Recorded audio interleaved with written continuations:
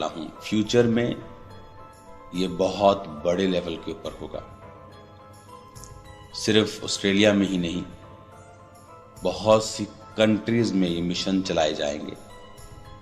आने वाले समय में अंधेरा होगा, लोग सिक्योर फील नहीं करेंगे और इंटरनेट इसे और वर्स कर देगा और खराब कर देगा। जितना अंधेरा ज्यादा होगा उतना ही परमेश्वर का काम भी ज्यादा होगा, उतना परमेश्वर की नीड, जरूरत लोगों को महसूस होगी कि हाँ, परमेश्वर के बिना, चाहे वो फॉरेन कंट्री हो, चाहे वो कोई भी कंट्री हो, हम नहीं चल सकते हैं। चीजें एक्सट्रीम होंगी, लोग खुल के अपनी कट्टरता को जाहिर करेंगे, फाइनेंशियल हालत पतली होगी फ्यूचर में लोगों की। अमीरी जिनके पास है वो एक्सट्रीम लेवल पे चले जाएंगे, दुनिया को कंट्रोल करने लगेंगे। खाना कुछ ही कंपनियों के कंट्रोल में होगा। ये मैं बात आपको बताता आ रहा हूं और हम चाहे उसका विरोध करें, कुछ भी करें, लेकिन ये होगा और वहीं से कंट्रोल होगा हर एक चीज का। तो आपको आपकी जनरेशन को तैयार करना है आने वाले समय के लिए। जब हमें आने वाले समयों का मालूम होता है, हम उसी रीति से अपनी तैयारी को करते हैं और हमें यह मालूम होता है कि परमेश्वर क्या कर रहा है। क्योंकि चर्च में जब आप किसी जीवित चर्च के साथ जुड़ते हैं, वो सिर्फ आपको वचन की शिक्षा ही नहीं बल्कि प्रोफेटिकली भी आपको बताता है। एक कलीसिया को शुरू में ही बताया जाता है कि आने वाले दिन, महीने और साल कैसे हैं और हमें किस तरह से अपनी तैयारी करनी है। अब वो टाइम नहीं है आप अपने बच्चों को घर में रख के चर्च में आए कि आपके बच्चे छोटे हैं। अब वो समय नहीं है आप अपने बुजुर्ग को घर में रख के आए। अब वो टाइम आज आ जाएगा कि आपको फुल फैमिली चर्च में आना होगा, ताकि आप फुल फैमिली ग्रेस में रहें, फुल फैमिली परमेश्वर में नजदीक रहें। आज आप 7-8 साल के बच्चे को बच्चा मत समझें। इंटरनेट ने पूरी दुनिया को एक्सपोज कर दिया है। जो मैच्योरिटी 15, 16, 17, 18 में लोगों को नहीं आती थी, वो आज 8-10 साल का बच्चा सब समझने लगा है। वो इंटरनेट ने पॉसिबल किया है उन लोगों के लिए। तो आज आप बच्चों को बच्चा मत समझें, फ्यूचर देखें जो अंधेरा है, फ्यूचर देखें जो शैतान किस तरह से तैयारी कर रहा है। और जीवित चर्च आपको बता रही है शुरू से हमें तैयारी रखनी है, हमें इस रीति के साथ परमेश्वर का काम करना है और इस रीति के साथ हमें स्पिरिचुअली प्रिपेयर रहना है कि इन चीजों का असर हमारी लाइफ पे ना हो। उधर से शैतान अपने कामों को करेगा और इधर से परमेश्वर अपने लोगों को ऊंचा करेंगे। समय आ रहा है, सेवकाइयां इतनी ऊंची होंगी, जिस तरह किंगडम होते हैं, परमेश्वर उस तरह से उनको ऊंचा करेगा। क्योंकि अगर शैतान काम कर रहा है तो परमेश्वर भी दुगना, तिगना, 10 गुना, 100 गुना काम अपने लोगों की लाइफ में करेगा। और अधिक मिरेकल्स होंगे, और अधिक जीवित चर्चिस पैदा होंगी, मेगा चर्चिस पैदा होंगी हर जगह, इंडिया में, पंजाब में, दुनिया में।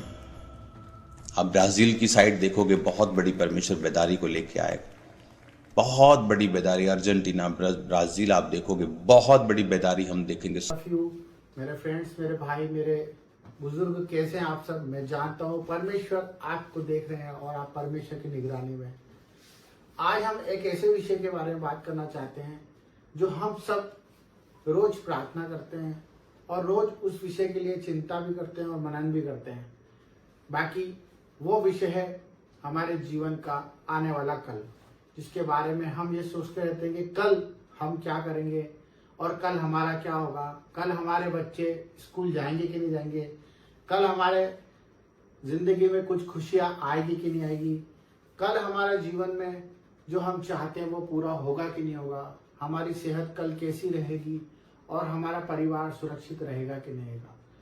ये कल आपको रोज कहीं ना कहीं एक क्वेश्चन मार्क जरूर देता है। मैं जानता हूं कि जो परमेश्वर को जानते हैं वो ऐसी बात कभी नहीं करते और ना ही ऐसा सोचते हैं, पर शैतान हमारे चारों ओर है। और ये विषय उन लोगों के लिए जो लोग परमेश्वर को अभी जानने लगे हैं और परमेश्वर के प्यार में खो गए हैं, परंतु उन्हें न्याय और उन्हें नियम को जानना बहुत जरूरी है।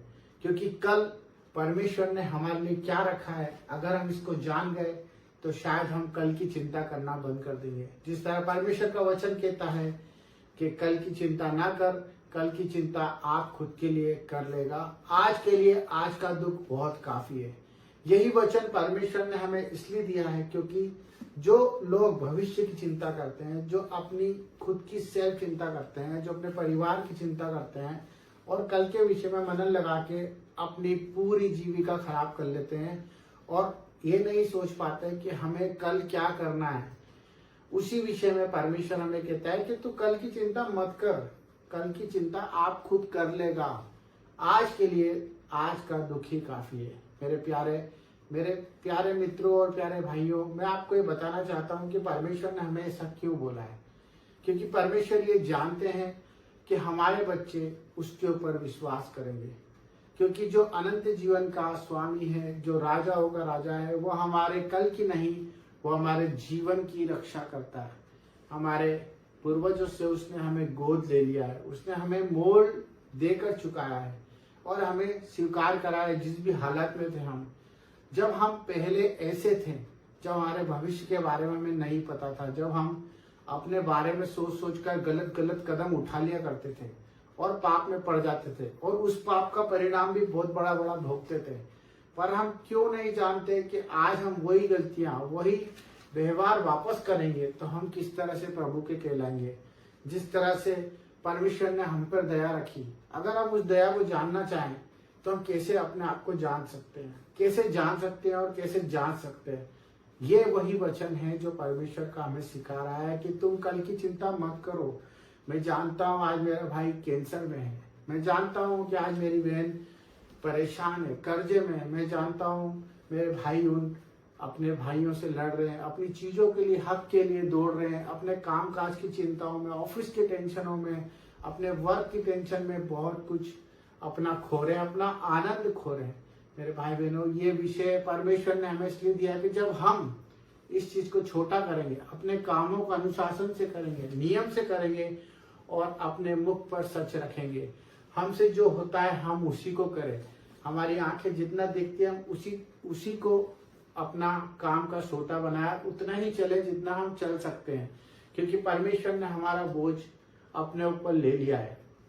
व्यर्थ चिंता ना करें, हमें चिंता करने की कोई जरूरत नहीं है, क्योंकि परमेश्वर ने क्रूस पर अपनी जान दी, अपने इकलौते पुत्र को हमारे लिए इसलिए दिया कि हम नाश ना हो और हम विजय के जुलूस में चले और परमेश्वर की महिमा को देखें। और परमेश्वर की महिमा जब भी होती है जब हम परमेश्वर के पीछे अपना क्रूस उठाकर चलते जाते हैं। तो मेरे भाई बहनों, ये आपको समझना है कि हम अगर कल की चिंता करते हैं तो परमेश्वर के उस नियम को तोड़ते हैं जो परमेश्वर ने हमारे लिए बलिदान दिया। अगर आप महिमा देखना चाहते हैं और परमेश्वर के कामों को देखना चाहते हैं तो आज के आनंद में खुशियों से जियो, आनंद से अपने परिवार के साथ खुशियां मनाओ और प्रभु की आराधना करो, प्रार्थनाएं करो अपने पड़ोसी के लिए और अपने लिए भी। Thank you.